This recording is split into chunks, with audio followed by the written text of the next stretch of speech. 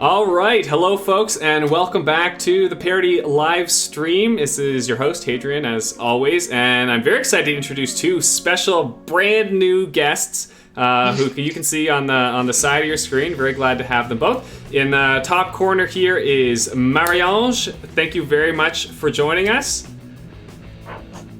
Very happy to be here. Awesome. Long-time listener, first-time caller. Awesome. First-time co-host. Well, I'm glad you're here.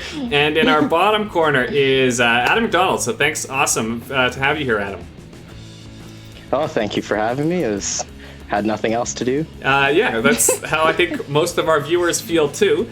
But we're glad that you are joining us, dear viewers, for this exciting penultimate Parity live stream. As you know, today is the placement game, so all the teams in 3rd through 10th places are going to play tonight, and then on Monday, this coming Monday, are going to have our finals extravaganza. So I'll talk a bit more about that in a moment, but first we should get to know our guests a bit. Now, MAnge, you're a longtime Parity player.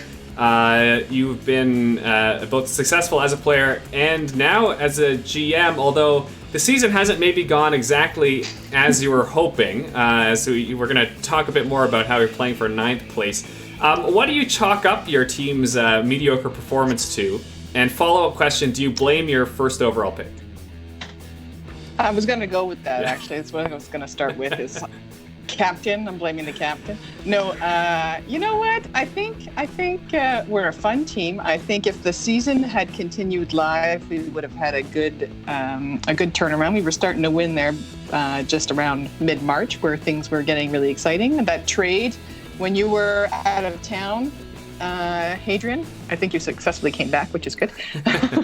And we traded for Alex, and we got a serious turnaround there. So Alex did an amazing job at blowing up stats last week and had a little turnaround twist. So I'm not sure, but GMing is a different experience. I will attest. And Adam, you've been a GM, you've been a player, you've been one of the kind of perennial defensive stalwarts in the league, but you were telling me earlier that you don't feel like you've been getting enough Ds. What's happened? Where is that defensive fire that we're so used to? Oh, it's just the malaise has set in. I've just been resting on my laurels, not giving 110%. Just been lazy, got my dad bod. Well, I hear you there. And I must say, I was looking at the kind of aggregate stats from the last week that we played virtually, and it was collectively, among all kind of 120 players in the league, it was our worst week of the Parity season. Lowest scoring, most turnovers. So clearly all of our pandemic bods have kind of spilled over into virtual Ultimate. So that's maybe that's just how things are going. Now let's have a look at, before we even get into any of the action, I just wanted to mention again that this is our second to last Parity live stream. We're gonna do all the placement games today.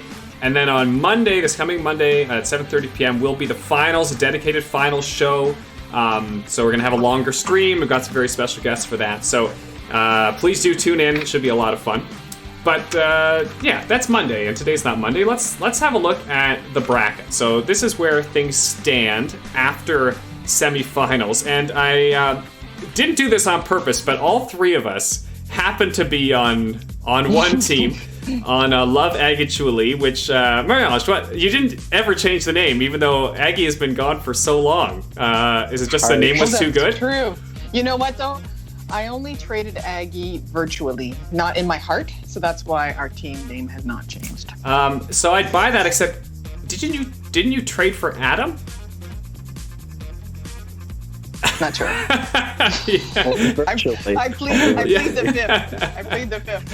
Anyway, you know what? You only think of one clever team name per season. Fair enough, and it's a very good team name. Chris Sullivan's.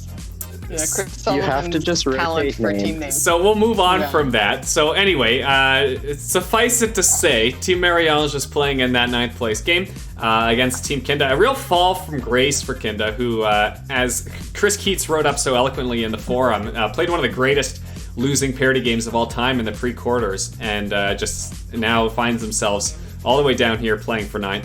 So bad luck there, but anyway, in our Seventh place game, we're going to see Sully and Mehmet, two teams that looked quite strong in coming into the quarterfinals, and unfortunately have fallen down the rankings in the last few weeks. Our fifth place game, Fivals, always a fun one, is going to be Julia and Al, so looking forward to that. And then our bronze medal game, it's going to be Team Nat and Team Laura. I know those were two fan favorite teams. A lot of people have picked both of them to make finals, so we do perhaps get the game a lot of people wanted, just not in that championship slot. So lots of excitement to look forward to tonight. Again, here are the games. We're only going to play these first 4 games tonight. Championship game will get its whole own show on Monday. At a glance, MAnge, is there a game here that, besides your own perhaps, that you're particularly looking forward to? Well, Julia's game, she's been playing well since she's traded for all the lefties, so I'm excited to hear that. And of course, my BFF Nat, always love to see her play. So awesome. Both those games I'm looking forward to. And yourself, Adam? I'm very much looking forward to the Nat Laura game for third place. Those are both very good teams. And of course, I gotta watch my boy Bo. Yeah. I want to see him rack up.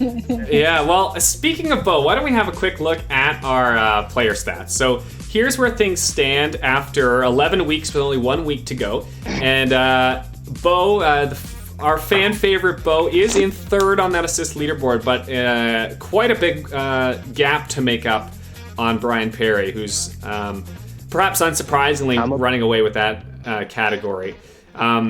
Patrick Mapp looks to have a lock on D blocks. Throwaways should be exciting. Look at this. Lance and Nat both above 50 already. Lance, I'll remind you, put in an 11 throwaway performance last week. Do you think he's capable of doing that again, Adam?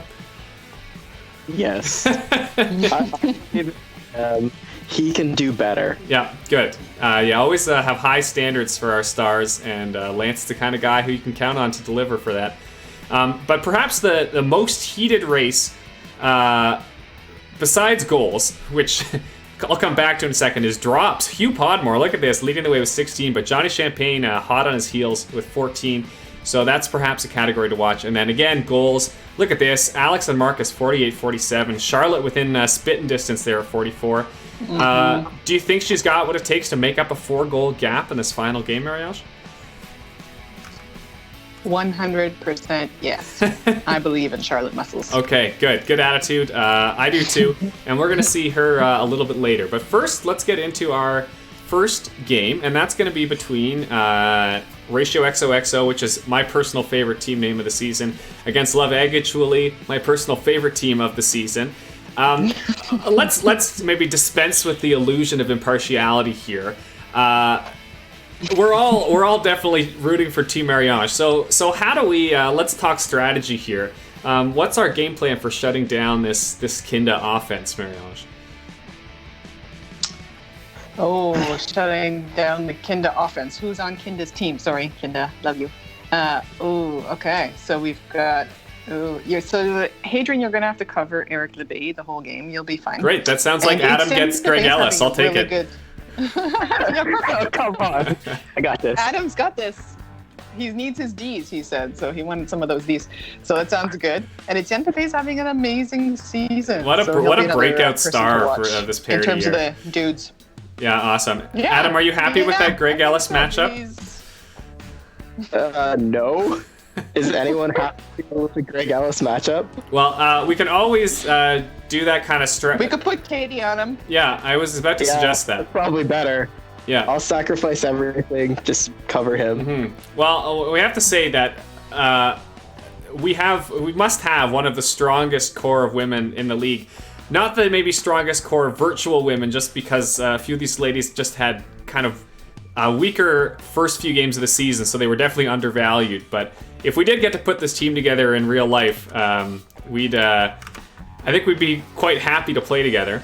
Now, I'm just running now our little quick preview simulation. So we've done this for every game of our simulated season, where in the background I'm quickly running 20 games between these two teams to see kind of how the simulator thinks these teams stack up. And, at a glance, it gives the edge to Kindha here. Kindha won 13 of our 20 demo games, but nothing crazy. I think we should just like hop into this one and see what actually happens, because it'll be I think we'll be fine.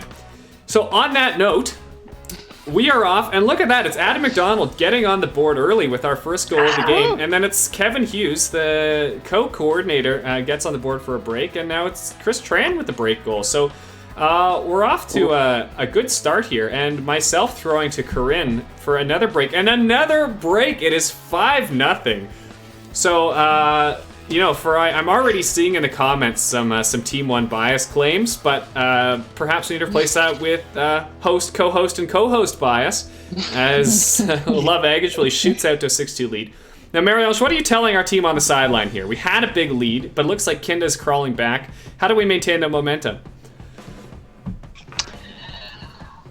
Keep our cool and throw to Katie in the end zone. Good. I like that. Katie is one of I think everyone's favorite targets. Although so far it doesn't look like it's working, or perhaps our throw to the end zone has been a little bit too reckless, as Kindha has clawed back and taken the lead after falling into a 5-0 hold. Is now 5-0 hold is now up 8-7. MAnge gets the catch there to tie it, and the teams are trading points here. Still tied late, so we did squander a big lead, but we're certainly not out of this game yet. As we've tied the game now, Corinne looks like she's having a strong game. And again, trading points, and it's Corinne again to score to tie the game at half, 11-11.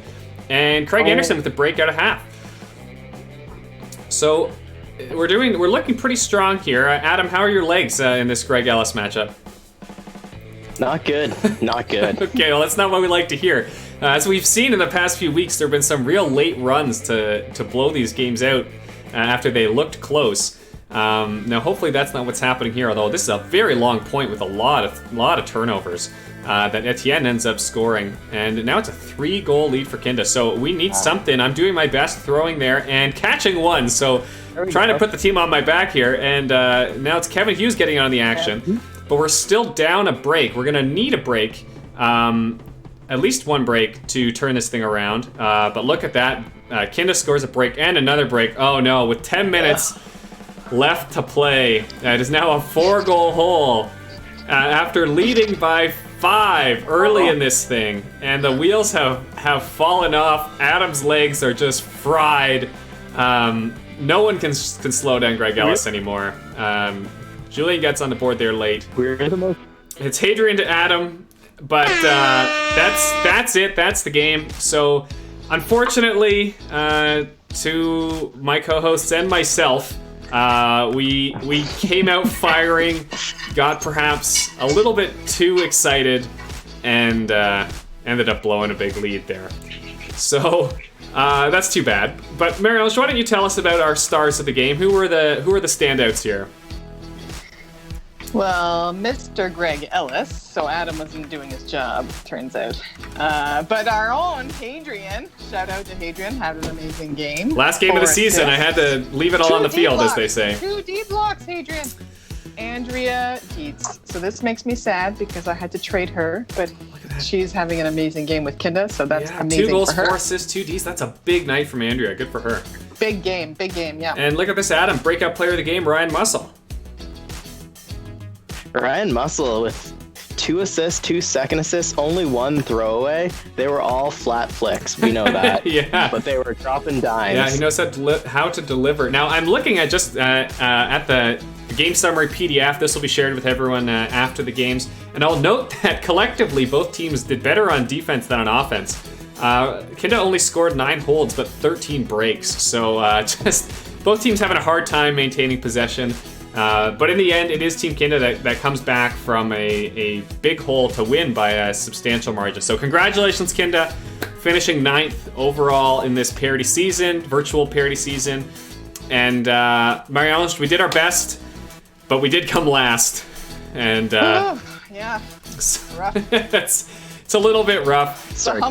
Humbling experience. Humbling, well, that's okay. Why don't we take this opportunity to check in with our commenters, Adam? Are we getting any words of solace and condolence to the 3 of us being embarrassed here in real time? No, mostly just the ginger I replaced chirping. Yeah, we swapped one ginge for another. Sometimes that's what you do in show business. But nothing else, eh? It's just an active Jefford Seaborn on the feed. Well, we're happy to have Jefford Seaborn.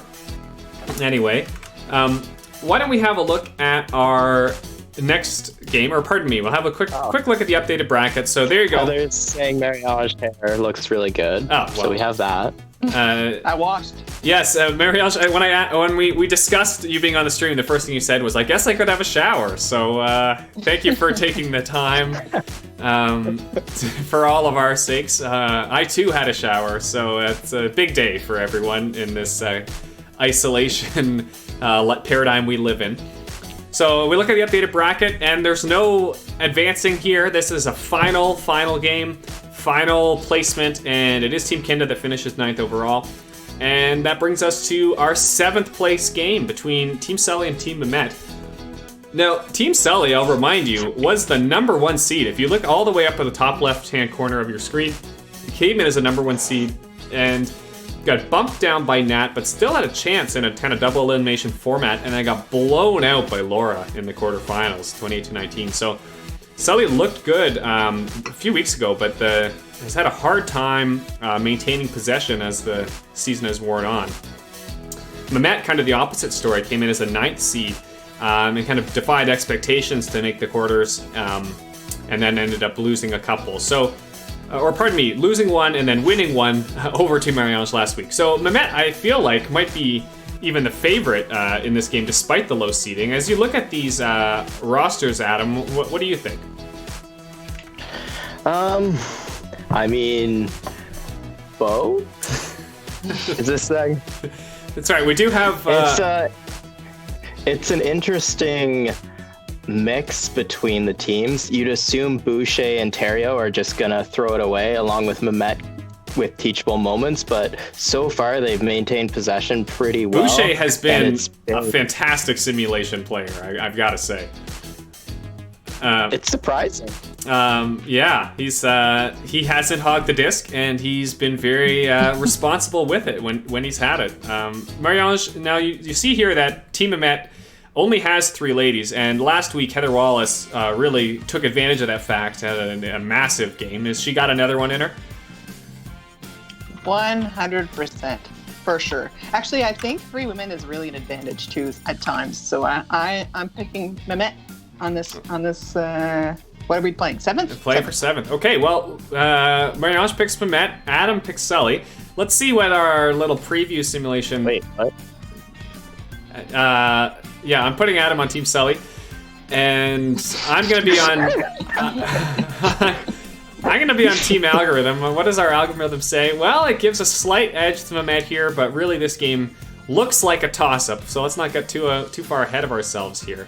But I think it's gonna be an interesting one. I do have to say, Team Sully is really a volatile team. When I look at the numbers, their team. Their players have very low touch numbers, and when they touch the disc, they have a high likelihood of either scoring or turning it over. So there's not going to be a lot of possession play. Like, it's risky business, and it may or may not pay off for Team Sully. So why don't we hop into that game right now? And look at that, a break right away, and it's Nick Terrio picking it up and bombing it as he does for the goal. And wow, a lot of throwaways on this point. So maybe the teams are setting the tone early, although there's Sarah Thompson getting on the board for Sully to take an early lead. And Sully now holding a bit of an advantage, although teams seem to have settled into a bit of a rhythm at this point. But there's another break, and it's Sully throwing to Zach St. Amor. Has either of you had the opportunity to play with Zach this season? Unfortunately, no. I have not. But, so Zach St. Amor's mother and my mother are best friends. Oh! Fun fact. Well, I'm glad I brought it up. I did have the pleasure of playing with Zach last session, and yeah, he's a young talent for sure, a Ottawa guy, so it's a fun addition to Parity League. It looks like he's having a good game here. He's certainly been a very strong simulation player. We've seen that over the last few weeks. And again, a reminder to everyone who's watching that the stats from each simulated game impact how the players simulate in future games. So at this stage of the season, we have more simulated data we're using than actual data. So the kinds of performances we're seeing here are increasingly diverging from reality, but still grounded in it to a certain extent. Now, as we approach half, looks like the teams have been fairly consistent, and it's Heather Wallace scoring there to end the half with Team Mehmet down by 2. Adam, look, your pick's looking pretty good, although I haven't seen Bo on the scoreboard too much. And then perhaps I spoke too soon because Team Mehmet has just strung together a couple breaks and takes the lead here. Yeah. So where's your buy? And your looks like Bo has a throwaway, but then gets the D. I don't know if it's enough though. Now, one thing I forgot we even have this feature. We can pull up our little live stat leaders. And look, Zach Sinamore with 5 goals, having a great game. Patrick Mapp 5 goals on the other side. And Nick Terrio with 5 throwaways as predicted. Now, Mehmet is starting to open up a lead, even with Nick's throwaways. And look at this, another break. It's Corey Boucher and Heather Wallace. They've been an amazing combination, at least in Virtual Ultimate. I don't know how well they play together in Real Ultimate. And it's looking like a very comfortable lead from Mehmet here. If you're Team Sully, Adam, what do you do with 3-goal deficit, 7 minutes to play? You gotta start just gunning for it and a lot more poaching in the lanes because you just need those turnovers fast. Well, your boy Bo just threw 2 assists, and now it's Zach Sinamore.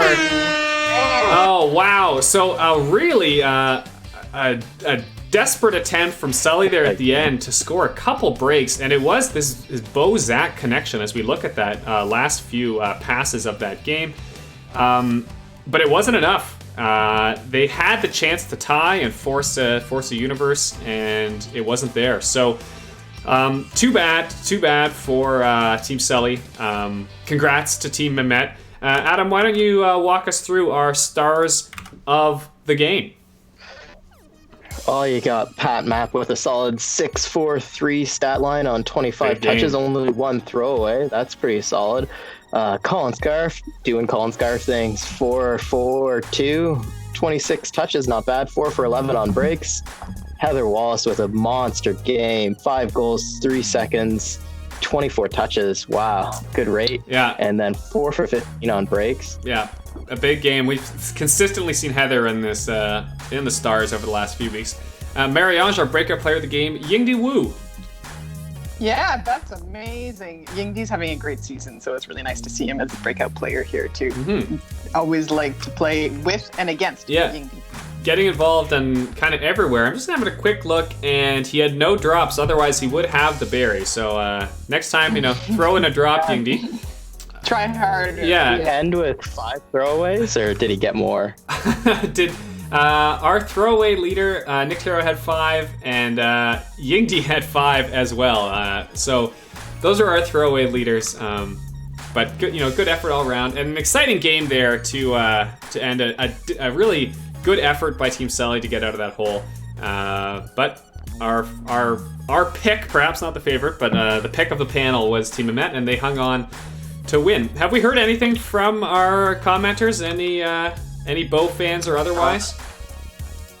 Heather Wallace comes in with a solid Brian Perry chirp. Team Sully choked in the playoffs like Brian Perry at regionals. Wow, that's a deep cut and a real inside joke since most of us weren't at regionals.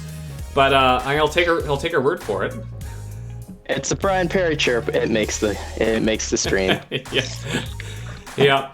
Well, we are halfway through our games now, and just a reminder that the finals will get its own show this coming Monday. So thanks everyone who's joined us today, and I do remind you and ask you to please come back on Monday at 7:30 when we have a very exciting finals game. Let's have a look at that updated playoff bracket. So again, the bracket at this point doesn't really matter because all we're looking at is placement, but it's Team Mehmet going all the way from 9th seed to finish 7th. So that's pretty good.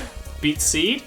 And I should note that Team Kindha also beat seed, coming in at number 10 and finishing number 9. So kudos to both of them. Sully with the biggest drop from 1st seed to finish 8th overall. I don't think any other team is going to have that distinction. So too bad, because it looked like Sully had really crafted a clever strategy to game the algorithm, and it didn't pan out in the in the end. Why don't we have a look at our next game? And the Fivals game is always a good one. It's always a lot of fun, and people like to watch it. Probably people care more about winning it than perhaps the third place game. But let's have a look at these teams. Now, as we've mentioned over and over again, because I just think it's so fun, Julia has assembled a mostly lefty team here for the first time in Parity history, at least I'm aware. And it's had some success. It had a big win over Laura earlier in the playoffs, but has sort of had a hard time keeping up that performance after getting knocked out by Team Brian. Marianne, as you look at these teams, do you think Julia has what it takes here to take 5th overall? Gonna be a tough matchup, I think. But anyone who's had Matt Hogel on their team has played quite well. So Morgan had him most of the season and had some success. So he's been a bit of a game changer. We'll see Mike Lee versus Mike Lee in terms of leadership. So leadership on the field. We'll see how it plays out. Yeah, Mike Lee has been kind of all over the place in Simulator Ultimate. He has some big games and some quiet games. Hogel and Kenzie have both had a lot of touches. I believe they're both on I'll pull it up, our completions leaderboard. Yeah, they're 1-2. Hogel 372, Kenzie 304. So this is a team that, whether intentional or not, has adopted a real possession style, likes to run the offense through those two. So we'll see how that pans out for them. Why don't we run our quick little prediction? But Adam, before we even get the results of that, do you have a favorite here? I like Al's women are very strong, but so are Julia's. I really like those matchups. That would be an enjoyable game to watch. Because the team is basically all left-handed with Jefford throwing scoobers for no apparent reason, it doesn't affect your force as much, but being a simulation, I don't know. Yeah. The missing male player might come into effect as they get to rotate through more, maybe tired legs late in the game. Yeah. Well, we'll see. It looks like our quick little preview sim has given an edge to Julia here, but nothing kind of definitive. So, I look at these teams and I see, Julia Riddick as a player has been one of those also all over the map simulated players. She's had some really big games, and then she's had some games with a lot of throwaways just kind of out of nowhere. So I think she'll probably be a player to watch, either on the positive or the negative side in this one. And I'm hoping to see a big game out of Alex McCardle. I don't think we've talked about him much on the stream, but new to Parity and all-around great guy, a lot of fun to have, and quality lefty to have if you're putting a lefty team together. So I'm hoping we'll see something exciting out of him. So without any further ado, let's hop into our 5th place game, our Fivals match. And both teams holding early, so no one's really fallen apart right off the bat, which we have actually seen in games so far. So pretty even here. Now, Adam, Jefford has been on the stream a lot, and normally he would have perhaps some insights into his own team. If you can put yourself into Jefford's beard, how does he size up this 3-goal deficit at this stage? They just need to protect the disc more, create some turnovers by some smart defense, fill some holes on the field with some clogs, make the other team work with more passes and more scoobers. Yeah, definitely want to force scoobers. So we see Lynn getting on the board there. Now, I did see Jefford in the end zone with the goal. Jefford is one of those players who has turned into a simulated cutter, even if that was perhaps never his actual intention. Look at this, Kelsey with 4 assists already and 20 touches. So Al's offense is running completely through Kelsey, and he's having a great game so far, as Al is out to a 3-goal lead and now a 4-goal lead. So Julia, who looked like our favorite, has fallen into a bit of a hole here. But of course, they have the talent to crawl out of it. And look at that, there's GM Julia Riddick getting the break. And it's another break for half, so we're at 11-11. Marianne, does that give you confidence if you're GM Julia to come back to take the half like that? Definitely. I think they'll be focused when coming into the second half and chill. Well, yeah, let's hope they're chill. And this is a very tight game. Both teams have settled into a rhythm here. Not a lot of turnovers. And the teams continue to trade holds. So as we approach the hour mark, it's a relatively low-scoring game, which is maybe what we would expect from a very high-touch, possession-oriented offense. And there's a back-to-back breaks. Oh, and another break to Kama. There's Jefford throwing the pass. And look at this. Now it's Julia pulling out a bit of a lead with 10 minutes to go, and it's another break. Hannah Lewis. Oh no, Adam! If you're GML, how do you change things here? You gotta mix it up. Throw some soft zones off the start. Control the disc. Keep bailing and switching the field as quick as possible. It's just those lefties are probably wearing them out because they have the extra guy. Yeah, and look at that. Julie extending the lead, 3-goal lead with a minute to play. I think that's safe to say that Julie has run away with this one. Ends the game 24-20. Well done to the lefties. Well-deserved Fivals win. And I'm actually quite excited to see who our stars are. It looked like we had a few players having really big impacts. Marianne, why don't you walk us through this? For sure. First, I want to shout out to Julia. So first-time GM2, winning Fivals. Also very exciting for her. So she put together a strong team, I think, successfully. Absolutely. And then our stars of the game, Kelsey. Look at this. Who had an amazing game last week, too. Yeah, so, wow. Keeping on from last week, having an amazing 39 touches, which is impressive. Yeah. And then 4 goals. Jay also having a great game with 2 D blocks. And finally, Hannah, of course. Who's so reliable. 4 goals and 1 D block. Amazing. Awesome. And Adam, like this, Lynn is our breakout player of the game. Oh, of course she is. When people finally give her the disc, she's going to make plays. Yeah. So how many touches did she do that with? She on looks like 4 touches. So yeah, very efficient. Seems about right. Yeah, nice work there from Lynn. But yeah, Kelsey, what a fantastic performance. 168K is a big game salary-wise. She only had 2 throwaways with those 7 assists, so just a monster performance. I mentioned GM Julia could go either way, and she had a great game. 2 goals, 3 assists, 3 seconds, and only 2 throwaways. So nice work there. And it was actually Matt Hogle with a very quiet night. Although he did have 4 assists, only 19 completions. So it looks like GM Julia decided to switch it up. You know, it'd been like, we've been giving the disc to Kenzie and Hogle too much. Let's try a little bit more of a run and gun style offense, and it paid off in this one. They actually had far fewer touches than Team Al did overall. So paid off there for GM Julia. So nice work making that kind of adjustment in a game that almost mattered. Why don't we take the opportunity to check in with our viewers, Adam? Are we hearing anything? Shoutouts for Hannah Lewis being the most valuable lefty. Jefford claims we've talked too much about McCardle, which I think means we should talk more about McCardle. Yeah, big shout out. Let's talk about McCardle. In that last game, he was pretty solid. Three goals and assist, 22 completions and no turns. So yeah, sounds like he had a solid game working the midfield. Sorry, what were we talking about?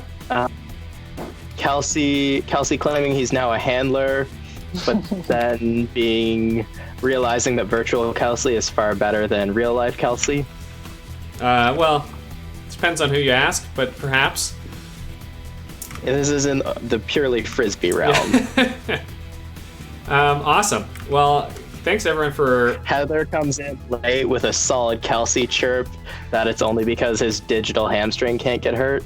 That's true. I have not programmed in injuries yet, or fouls. I know I was talking to Jefford about this, and Keats, can we throw in just random foul events? Maybe some fun spirit fouls, and have not gotten that far yet, but anyway. I don't want more spirit fouls. Yeah. Let's have a look at our updated bracket, and there you have it. So Team Julia came in as the 5th seed, finishes as the 5th overall team, so kudos to them. And Al, where's Al in that bracket? Overperformed, came in as a 7th seed, finished 6th, so kudos to Al. Both these teams had a very solid playoff overall. And that brings us to our final game of the night, our 3rd place game. I think this is a hotly anticipated matchup between Team Nat and Team Laura. Let's have a look at our rosters. And I wanted to mention, how much have either of you had a chance to play with Ainsley Shannon before? I think I played with her the first couple weeks. Well, she's a Parity rookie, but a real standout, and has played really well on both sides of the disc, coming back from a pretty serious knee injury, and Parity was kind of her ease back into things, and she's been playing fantastic. So that was a great pickup from Laura. And on the other side, Marie-Ange, who do you... I guess I want to ask your opinion about... Team Nat had the blank for ladies and decided to swap it to pick up Deb Murphy. What do you make of that trade late in the season? Well, I think it's good to have a support handler too, so to help Nat move the disc around. I like lady handlers. I'm happy to see them there and moving the disc and getting lots of touches. So it's nice. And Deb's solid. So solid. She's been historically one of the most reliable players in the league for a long time. Adam, we've been talking a lot about Alan Goddings. He's one of those players who's simulated, unfortunately, quite poorly. Do you think Virtual Alan can dial it in here in this final game and avoid those throwaways? I don't know. He's usually pretty clutch, but it's usually against Heather's teams. So I don't know how this will work when it's not against Heather. Fair. I'm looking at Tuca. Tuca's gonna have a big game. Wait, who's Tuca? For our viewers who don't know. Dante. Good. Yes, I knew that. Yeah, Dante definitely has the capacity for it. And I did want to mention again that we have a number of near stat leaders on this Nat team. We have Hugh and Johnny, number 1, 2 in drops. So we'll be keeping an eye on the drops in this game. And Nat Mullen is the current runner-up for the throwaway leaderboard. So, who knows? Team Nat could really blow this game out, or bomb this game rather, and then end up winning a couple leaderboards. So I think as a GM, you have to kind of weigh those possibilities. Do you want the team glory, or do you go for, I don't know, maybe winning some leaderboards? Do you think about the stat leaders as a GM, Marie-Ange? No, I don't. Yeah, that's the correct answer, but I thought I'd ask. Yeah, that tends to be a more, for the individuals to think about. When I'm not worried about GMing, then I was able to worry about leaderboards. But once I started GMing, forget it. Yeah. Now, we've run a little sim here, and it does give the edge to Nat, 12 games to 8. And again, a very small sample size. I've said this every week, but I'll say it again. If we wanted a really perhaps reliable prediction, we'd have to run this 100 times and see what happens, or 1,000 times. But the edge goes to Nat. Now, Adam, you look at these matchups, and if it is indeed Nat that does pull out the win, who's going to be the difference maker for her? Probably Jose on Charlotte would be the matchup they would need to win. Mm-hmm. And then Mikey on either Dante, probably on Dante, and just limiting the floaty points to the tallest man in the world. Yeah, that's right. Martin is notoriously one of the most effective receivers in Parity, but he's also simulated very well just because he's a very efficient player with the disc. So I expect he'll be a difference maker here. But Seb Belanger had a great game last week, so I'd be interested to see if he can do that again. But yeah, from top to bottom, this Nat roster is very strong. So I wouldn't be surprised to see them pulling out third place here. But who knows, because it's not real ultimate. So on on that note, why don't we get going in our final game of the night, our third place game, and the final game of the Parity season for these two teams between Nat and Laura. And we are off, and sure enough, it's Charlotte Muscles with the goal. Now, a reminder that Charlotte Muscles is currently in third place on the goals leaderboard. She was 4 below Alex Trombe-La Rochelle. So she has some ground to make up if she wants to win that category, but I wouldn't put it past her. And it looks like Nat's having a hard time early on, perhaps because there's been too many throwaways and drops of maintaining possession, and Laura's jumped out to a big lead, but there's Charlotte Muscles with the throwaway. And more turnovers. This is looking really sloppy for a game. Is it nerves, Marie-Ange? It must be the late time slot. Yeah, it must be the late time slot.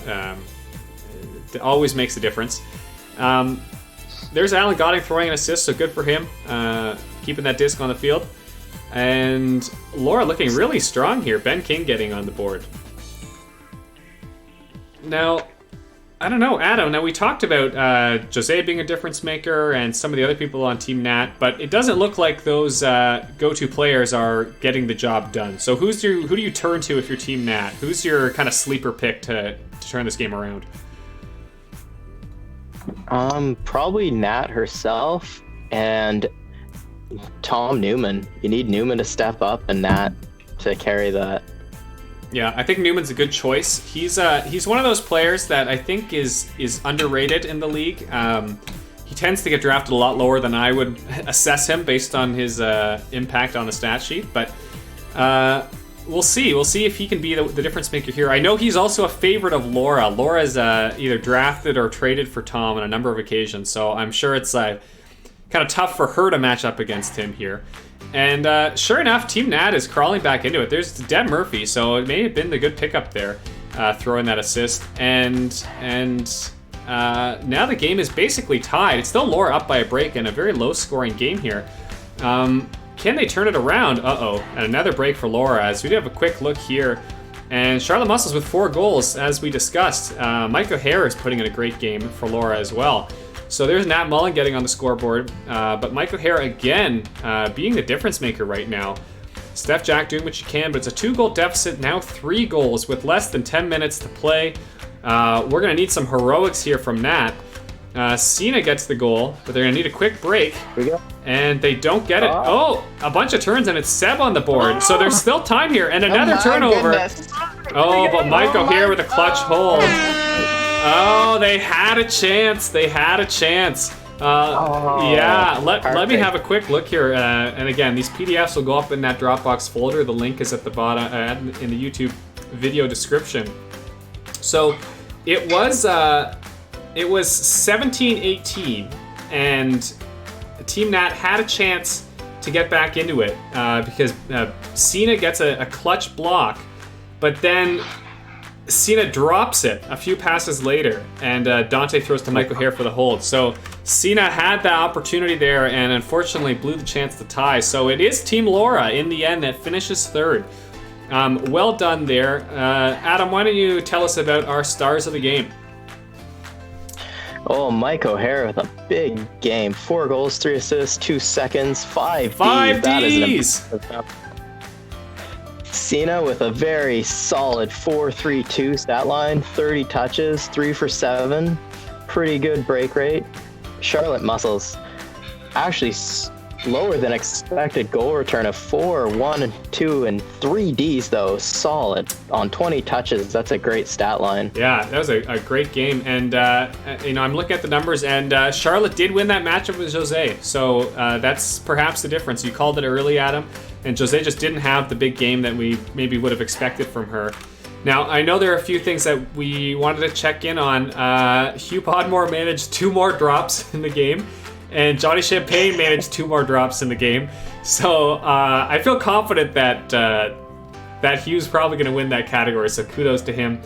And Nat Mullen with only 4 throwaways, I don't think that's going to be enough to catch Lance, and in fact I can check how Lance did because he played earlier in the night, if I'm not mistaken, with I can't remember what team he's on. Is he still on Morgan's team? He is still on Morgan's team. That's right. So he's going to play in the finals. So never mind. We haven't seen Lance play, and we won't know until Monday what that performance is like. And Marianne, look at this. Deb Murphy we talked about at the start of the game, and she ends up being our breakout player of the game. Yeah, no surprises. Deborah on the field is amazing, so it's not surprised that the sim has also recognized that. Yeah, no throwaways. She's always very, very responsible with the disc. Solid. Yeah. Yeah. Awesome. So why don't we have a check-in with our commentators, Adam? Have we heard anything else from everyone? Congratulating Alan on his dirty gold. Virtual Travis forgot his chalk and he keeps dropping the Frisbee apparently. Nothing too exciting coming coming down. Slack's been pretty dead, so... Yeah, that's all right. Well, what I'm doing right now, since you're conveniently buying me some time, I'm just going to update our stat leaderboard so we can have a look and see where things are.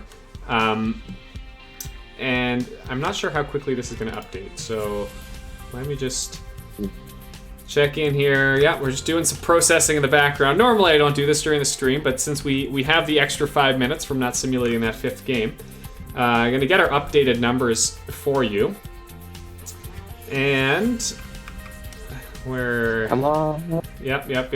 Okay, so I think this... Charlotte. Yeah, that's showing the old ones. So I can get the new ones in here. All right, I'm gonna do like Adam. All right, there we go. Zoom in so I can see. All right. So we've got him up on your screen now. I know this is harder for my guests to see than it is perhaps for the viewers at home who have this on the big screen. And I know I never ended up making a very pretty looking stat leaderboard, but these are our final stats pending the actual final game. So Charlotte got close there. Got close, but is still 1 goal short of Alex Tremblay, who's leading the way. And Marcus Bordage, who's in 3rd there with 47 goals, also plays in that final. So it'll be, I think it's safe to say that those two guys will probably end up at the top of that board. Brian Perry, not threatened on the assist leaderboard, so it looks like he's going to hang on to that one. Hogel runs away with the completions leaderboard. No surprises there. Patrick Mapp looking pretty safe on the D leaderboard, as we expected. But look at this. Nat Mullen leading the throwaways leaderboard with 56. Lance has only 55 on the season. Adam, now I know... But Lance hasn't played yet. No. Right? And I know we said Lance is capable of putting in... hand. I believe him in. I know. We said it's possible Lance gets another double-digit throwaway night. Is it possible Lance gets a no throwaway night? Yes, it's pretty... I would assume probably 1 just on receiver error, but yeah, he can have a no throwaway night. Yeah, it's possible. So that'll be exciting and a good one to keep a close eye on. And on terms of drops, it's Hugh Podmore, I think, has locked up that category. So after winning the throwaway leaderboard in session 1, looks like Hugh is going to win the drop leaderboard in session 2. So, I mean... Just winning. Yeah, good for you, Hugh, I suppose. We'll have... no, sorry, let me just update this here, and we'll have a look again at our updated bracket. So, that brings us to the end of our games for the night. So, as we see here, Team Laura did end up finishing 3rd overall after coming in as a 6th seed, so a great playoff run there from Laura, nicely done. And Team Nat, after coming in as the 3rd overall seed, drops to 4th, but still a great playoff run from Nat. And that would have been an exciting final, but I think we have another exciting game to look forward to in Brian versus Morgan. So thanks again everyone for joining us for these games. I do remind you that we have the final stream is this coming Monday at 7:30, usual time and place. And we're going to run a kind of extended simulation. It'll be kind of like, I don't know, instead of 3 minutes, it'll be 25 minutes or something. So we'll actually be able to look at the game in pseudo real time and get some input from some very special guests who you'll get to meet on Monday. So that's the plan for the stream. And before we get that far, I want to say again a big thank you to our guests. MAnge, how does it feel to only be able to go up from here next season? Yeah, how does it feel to finish dead last? That's a good question. Sure, only There's up to only go. up from here. We'll see if I can repeat this. Yeah. Well, and I know it's strategies to adjust, right? I can make some small adjustments. Yeah, well, or large adjustments. For my part, you've been a pleasure to have as a GM on the field and also to work with off the field. So hopefully we'll be able to have you back if we ever get to play Frisbee again. And Adam, I know we missed you. We missed you in session 1. We were so glad to have you back in session 2. And unfortunately, of course, we didn't get to play together. But I think, can we count on seeing you in Parity again in the future? Most likely, although now it's back-to-back sessions. I'm last place. It's been harsh. Yeah, I know. It can be tough for the old ego. So anyway, it was very good to have both of you on the stream. Thank you very much. And thanks all of you at home who joined in. Really looking forward to having you again back on Monday for our final stream. So take care and good night.